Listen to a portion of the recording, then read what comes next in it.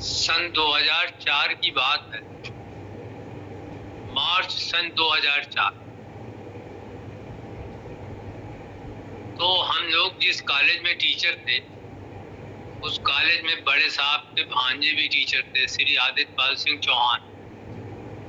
तो आदित्य पाल सिंह चौहान साहब जो है वो हमारे कॉलेज में अंग्रेजी के लेक्चरर थे।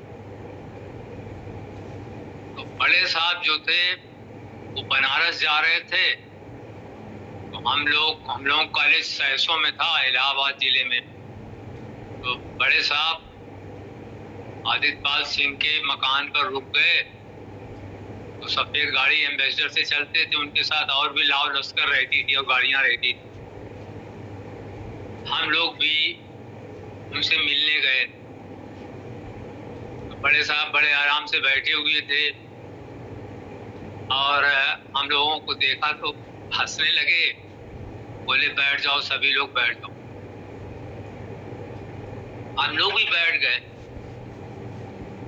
तो साहब ने पूछा कि तुम लोग कैसे हो? हम लोगों ने कहा साहब ठीक ठाक है। तो हम लोगों ने कहा साहब कुछ बताइए।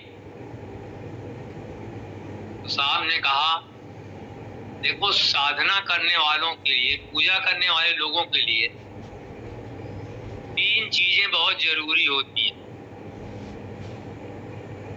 एक तो सेवा आप लोग समझते होंगे, सेवा। दूसरा मृदु भाषिता, मीठी बातें बोलना। और तीसरी बात उन्होंने कही कि निंदा रहित होना, माने किसी की बुराई, किसी के खराब बातें दूसरों से ना कही जाएं। तो 3 बातें उन्होंने कही कि ये पूजा करने वालों के लिए बहुत जरूरी है। तो पहली बात ये कही थी सेवा। अब हम एक एक बात को बताएंगे आपसे जो उन्होंने कहा था। तो पहली बात उन्होंने कहा कि साधना करने वालों के लिए सेवा भी बहुत जरूरी है।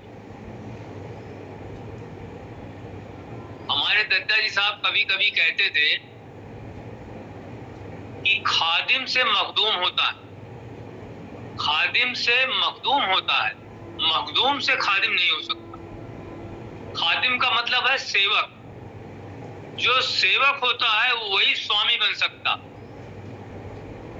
और जो स्वामी होता है वो सेवक नहीं बन सकता, क्योंकि उसके अंदर अहंकार होता है। तो बड़े साहब ने कहा कि सेवा परम धर्म है। तो उन्होंने कभी कभी, वो अंग्रेजी में भी कहते थे, एक हमारे सत्संग में हरदोई के पंडित जी थे, सर्वाधार द्विवेदी जी। तो सर्वाधार द्विवेदी जी के डायरी में बड़े साहब ने लिख रखा था कि the best way to love God is to love his fellow beings. भगवान से प्रेम करने का सबसे अच्छा तरीका है कि उसके बंदों से प्रेम किया जाए।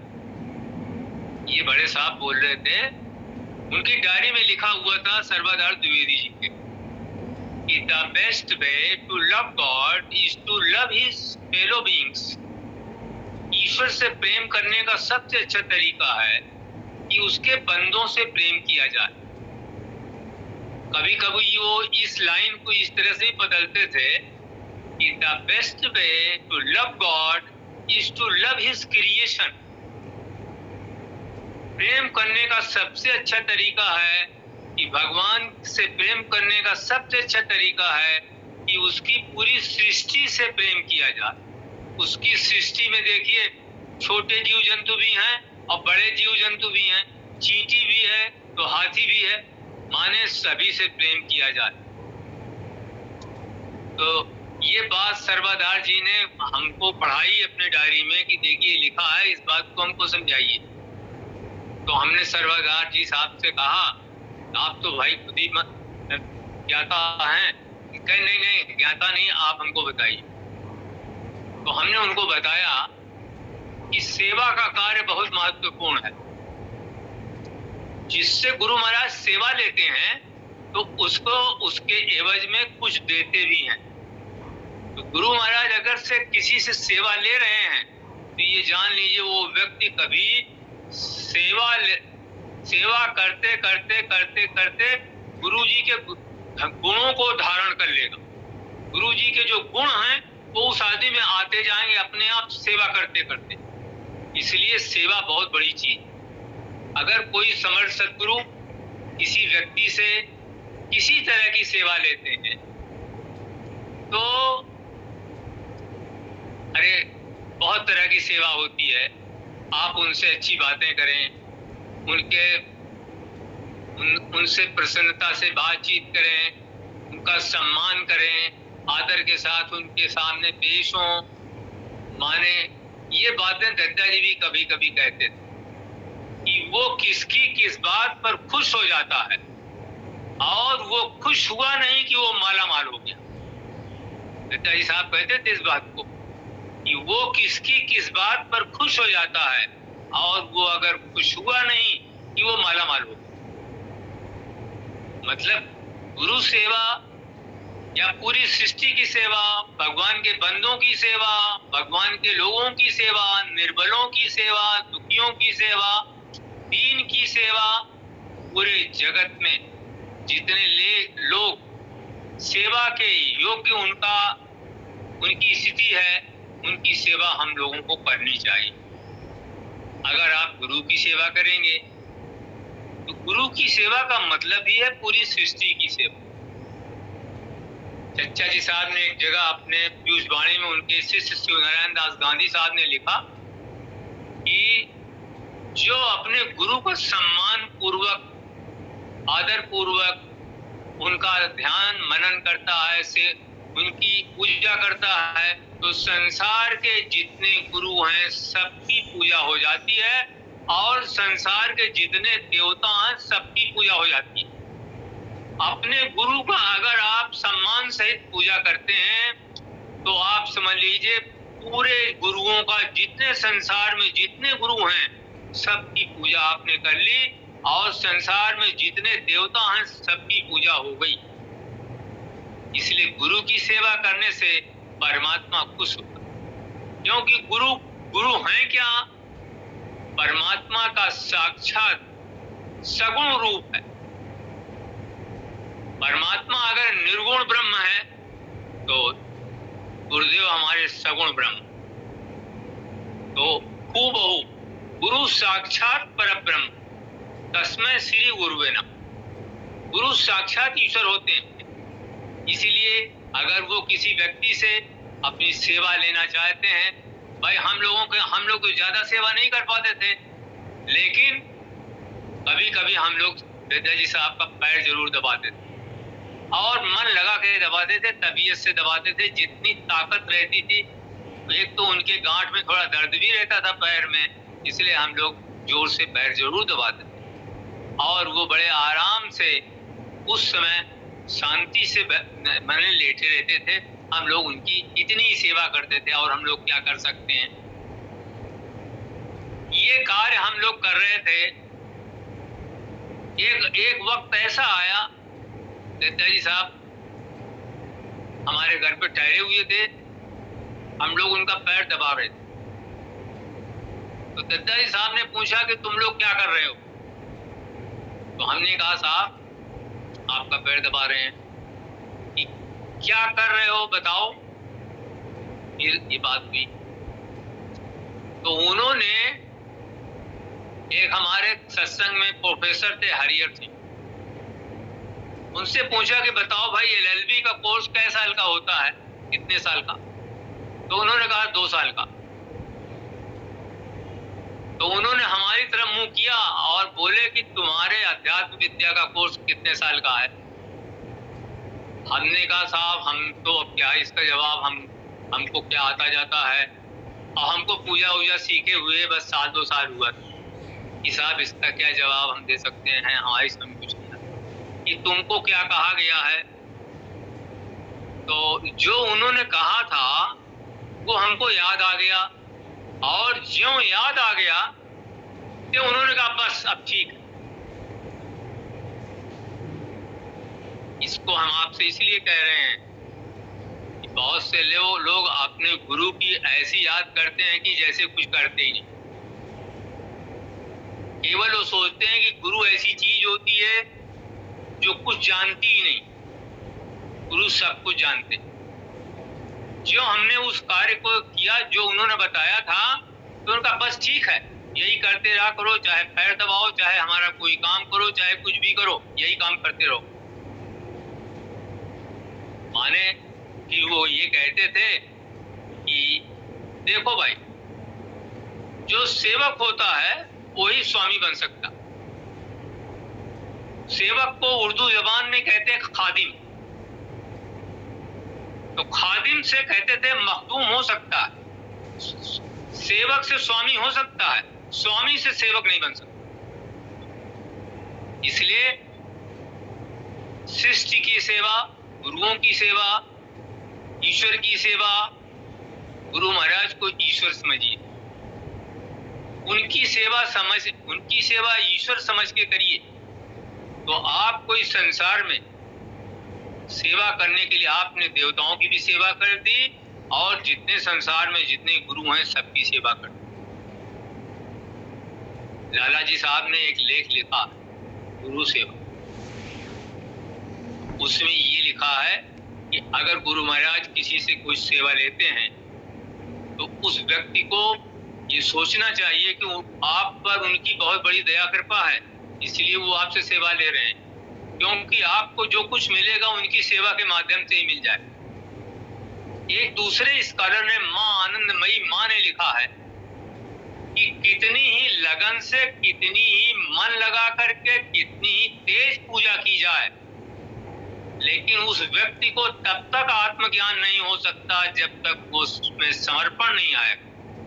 ये बड़ा जोर से लिखा आनंदमयी मां का लेख कि कितनी ही मन लगा करके, कितना ही जोर से, कितनी ही लगन से, कितनी ही प्रेम से पूजा की जाए, लेकिन अगर किसी साधक में समर्पण नहीं है तो उसको ये ज्ञान नहीं हो सकता जिसको आत्मज्ञान कहते। ये तो पहली बात हुई जो साहब ने सेवा के बारे में बताया। दूसरी बात उन्होंने कहा, दूसरी जरूरी बात साधकों के लिए है मृदु भाषण। मृदु भाषण माने मीठी बातें बोलना, मीठी। देखिए एक बार अब बड़े साहब ये भी कह रहे थे कि देखो ये लिखा हुआ है कि सत्यम ब्रूयात प्रियम ब्रूयात, ना ब्रूयात सत्यम अप्रियम। सत्य बोलना चाहिए लेकिन प्रिय सत्य बोलना चाहिए। जो अप्रिय सत्य हो, जो अच्छा न लगने वाला सत्य हो, उसको नहीं बोलना चाहिए।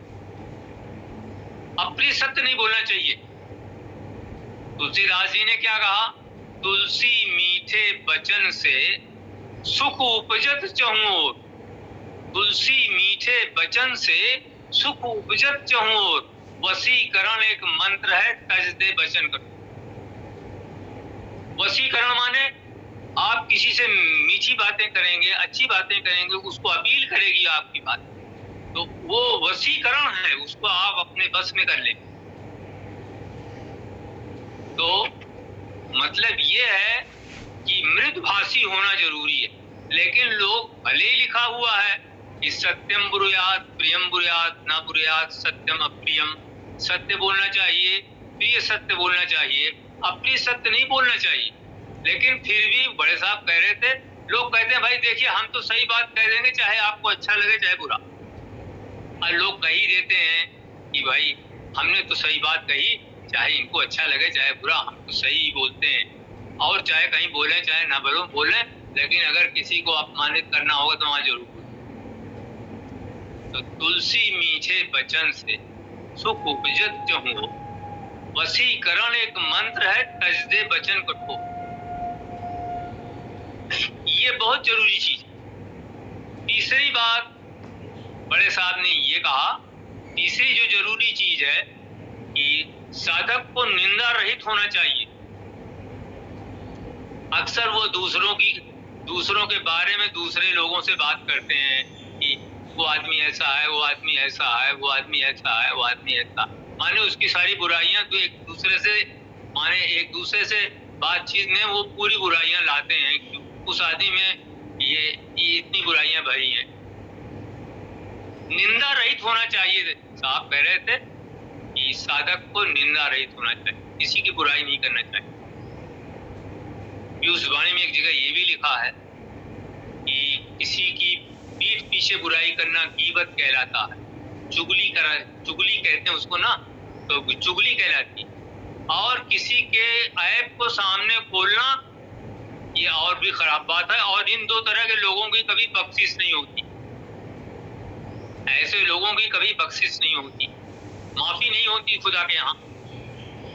तो निंदा रहित होना चाहिए। किसी की निंदा करना, किसी के बारे में वो उसके दुर्गुणों को बताना, जितने समय तक आप किसी के बारे में दुर्गुणों को बताएंगे, खराब बातों को बताएंगे, उतने समय तक आप भी दुर्गुणों से युक्त रहेंगे। तो दुर्गुणों से रहित होना चाहिए, ऐसा बड़े साहब कह रहे थे। और ये कह रहे थे कि वो साधक को इन बातों का, ये छोटी बातें हैं, सब लोग जानते हैं इन बातों को, लेकिन इन बातों पर कोई अमल नहीं करता। लोग कहते हैं ये सब तो रोज होता जाता रहता, लेकिन इससे साधना में कोई सफलता नहीं मिलती। आदमी जीवन भर वैसे मक्कार रह जाता। तब उन्होंने बताया आत्मज्ञान होने के लिए साधना कितनी ही वेग और कितनी ही मन लगाकर की जाए, लेकिन उससे आत्मज्ञान नहीं होता जब तक कि साधक में समर्पण नहीं हो। ये बहुत जरूरी बात साहब ने की। और उस बात के साथ हम एक बात और बताएंगे आपको। उन्होंने कहा कि मनुष्य कई कोटि के होते हैं। साहब ने कहा मनुष्य कई कोटि के होते हैं, कुछ तो पशु कोटि के होते हैं। पशु माने जानवर वाले, देखने में आदमी लगते हैं लेकिन होते हैं वो पशु कोटि के लोग। दूसरी असुर प्रकृति के, असुर कोटि के होते हैं, राक्षस की कोटि के उनके विचार और भावनाएं।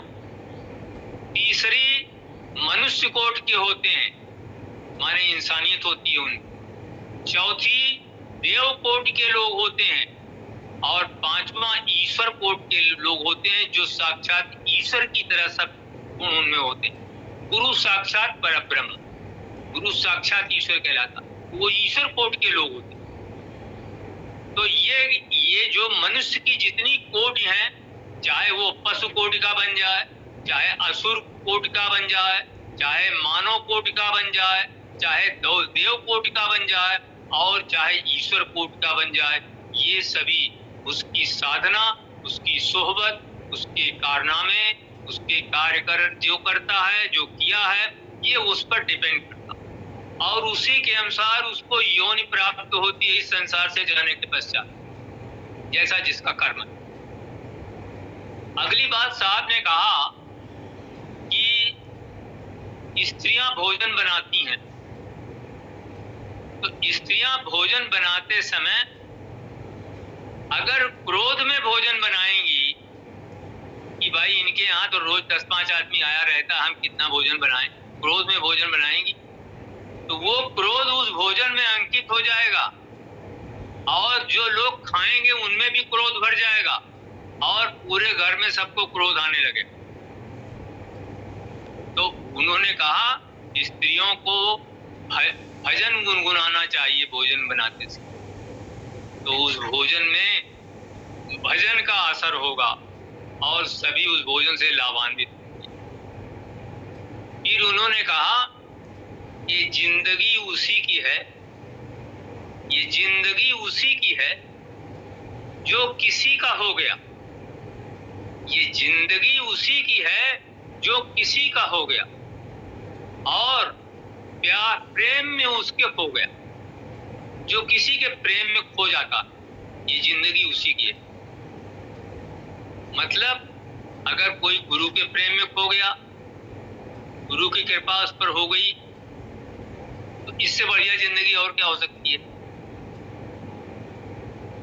तो उन्होंने कहा आगे एक शेर पढ़ी, ना कुछ हंस के सीखा है, न कुछ रो के सीखा है, जो भी सीखा है किसी का होके सीखा। जिसने इस विद्या को सीखा वो किसी का होके सीखा। और उन्होंने ये बहुत साफ कहा, आत्मज्ञान उस व्यक्ति को हो सकता है जिसमें जिसने समर्पण को अपने अख्तियार में कर लिया हो। आत्मज्ञान चाहे जितनी तेज, चाहे जितनी लगन से, चाहे जितनी प्रेम से कोई पूजा करे, उसको आत्मज्ञान कभी नहीं हो सकता, तो पूरा जीवन बीत जाएगा। तो ये सब बातें हमारे बड़े साहब ने हम लोगों से कही, और उन्होंने ये कहने के बाद कहा, देखो जो बातें हमने कही हैं वो बहुत सरल बातें, लेकिन इसको अपने जीवन में अपनाना चाहिए। अपनाओगे तभी फायदा होगा, वरना जानते तो सब हैं, सब बातें कौन नहीं जानता कि अप्रिय सत्य नहीं बोलना चाहिए, फिर भी अप्रिय सत्य क्यों बोलते हैं लोग। तो उनके द्वारा समय समय पर जब वो बनारस जाते थे, हम लोग सहसों में कॉलेज में रहते थे, तो उनसे मिलने जाते थे, तो वो ये चीज जो मैं आपको बता रहा हूँ, ये 26 मार्च सन 2004 की बात है। 2004 माने लगभग 19 साल पहले की बात है, जो साहब ने हम लोगों को बताई। और इन बातों के साथ साथ और बातें बताई, लेकिन हम उनको डायरी में नहीं लिख सके, केवल इतनी बातें लिख सके, वो हमने आप लोगों को सुना दिया कि बड़े साहब का ये प्रसाद था। और दत्ता जी की बातें भी उसमें बताई कि खादिम से मखदूम होता है, मखदूम से खादिम नहीं बन सकता, सेवक से स्वामी बन सकता, स्वामी से सेवक नहीं बन सकता, ये दत्ता जी कहते थे। तो वो कहते थे कि भाई ये विद्या जो है गुरु विद्या है, सभी लोग जानते हैं गुरु की कृपा से आती, और हम लोगों को गुरु कृपा प्राप्त करने का बड़ा अवसर मिला था, लेकिन उस समय को हम लोगों ने उपयोग में नहीं लाया, उपयोग नहीं किया। अब हम लोगों के जो भाग्य में होगा, अब हमारे भाई साहब उनकी जगह पर हैं और उनकी दया कृपा की हम लोगों को आवश्यकता है। उसी दया कृपा से हम लोगों का जो कुछ हो सकता है हो सकता है। लाला जी साहब की किताब है, जो जीवनी किताब है, बड़ी मोटी किताब, उसमें लाला जी साहब अपने लड़के और बाबू जगमोहन नारायण जी और चचा जी के लड़के, ये दोनों लोगों से ये बात कह रहे हैं, देखो बेटे, जो काम जिंदा लोमड़ी से हो सकता है वो मुर्दा शेर से नहीं हो सकता। ये लाला जी की किताब में लिखा। जो वर्तमान समय के गुरु से जो काम हो सकता है वो मुर्दा शेर माने पिछले लोगों से नहीं हो सकता। इसीलिए समय के गुरु से बहुत सी चीजें सीखनी चाहिए, और अब उन चीजों को सीखने के बाद हम लोगों को जरूर कुछ न कुछ फायदा होता है, और फायदा होगा। इन्हीं शब्दों के साथ आप लोगों से मैं प्रणाम करता हूँ।